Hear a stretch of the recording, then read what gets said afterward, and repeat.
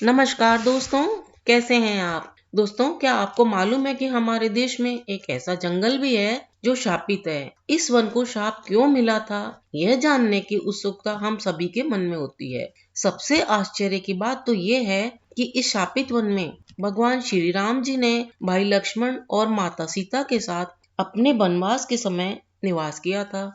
इस जंगल का नाम दंडकारण्य वन है, जो लगभग 93,000 किलोमीटर एरिया में फैला हुआ है और मुख्य रूप से यह छत्तीसगढ़, आंध्र प्रदेश और उड़ीसा के राज्यों का हिस्सा है। इस वन के बारे में ऐसा कहा जाता है कि सतयुग में मनु के पुत्र थे महान राजा इक्ष्वाकु। राजा इक्ष्वाकु ने ही सूर्य वंश की स्थापना करी थी और इसी सूर्य वंश में ही भगवान राम ने जन्म लिया था। राजा इक्ष्वाकु के 100 पुत्र थे, लेकिन इन 100 पुत्रों में से उनके सबसे छोटे पुत्र का आचरण सही नहीं था। और तो और वह अपने पिता राजा इक्ष्वाकु की कही हुई कोई भी बात भी नहीं मानता था। इस वजह से राजा इक्ष्वाकु अपने इस पुत्र से नाराज रहते थे।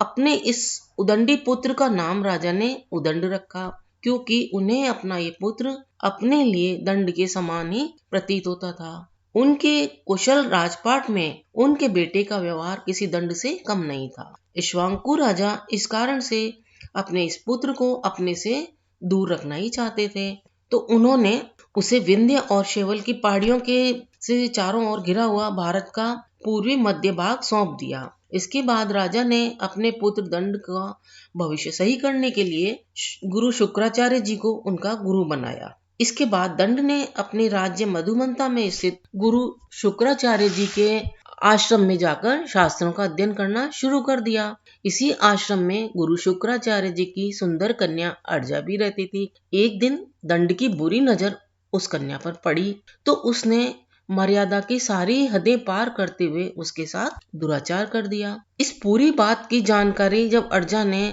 अपने पिता शुक्राचार्य जी को दी, तो वह इस बात से बहुत ज्यादा क्रोधित हुए और उन्होंने दंड को श्राप देते हुए कहा कि अगले 7 दिनों में तुम और तुम्हारा सारा साम्राज्य नष्ट हो जाएगा, और तो और तुम्हारे साम्राज्य से 900 कोस दूर तक भी इस श्राप का प्रभाव रहेगा।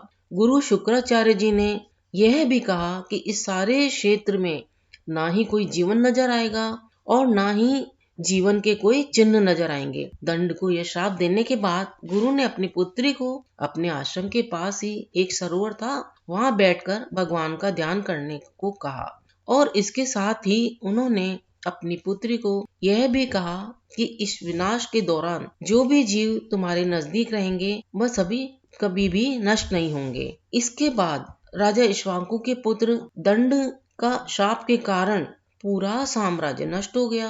कुछ समय बाद तो इस क्षेत्र में घना जंगल बन गया। इतना ही नहीं कि इतना घना जंगल बना कि यहाँ सूरज की रोशनी भी नहीं आ सकती, ना ही कोई सूर्य की किरण आती थी। इस कारण से यह क्षेत्र दंडकारण्य के नाम से जाना जाने लगा।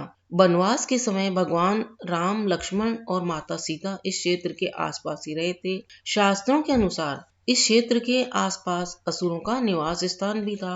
पंचवटी भी इसी क्षेत्र में स्थित है, जहां से रावण ने माता सीता का हरण किया था। मेरे अगले वीडियो में पंचवटी के बारे में हम चर्चा करेंगे, तो आप उसे देखना ना भूलें। दोस्तों, आपको दंडकारण्य की जानकारी कैसी लगी हमें कमेंट करके अवश्य बताएं। अगर जानकारी अच्छी लगी हो तो आगे शेयर करें, वीडियो को सपोर्ट और सब्सक्राइब भी कर लें। अपना अमूल्य समय देकर वीडियो देखने के लिए आपको बहुत बहुत धन्यवाद।